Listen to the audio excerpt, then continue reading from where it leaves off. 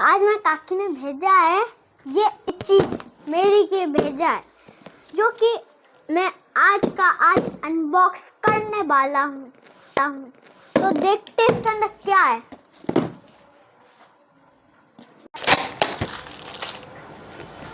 Unbox करो। तो चलो इसको अनबॉक्स करते हैं। तो सबसे पहले मैंने इसको निकाला और इसको भी, अरे वाह, ये तो रैटल स्नैक है, मेरा फेवरेट। इसका रिमोट है बिल्कुल अंडे के जैसा। गिफ्ट के लिए थैंक यू काकी। चलो हम इसको चला के देखते हैं, मतलब वो रैटल स्नैक जो कि ऐसे चलता है इस रिमोट की मदद से।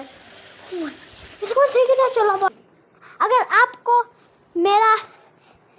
मेरा टॉय पसंद है तो लाइक कर लिए, चैनल को सब्सक्राइब कर लो। ऐसे ऑसम वीडियो के मत भूलना।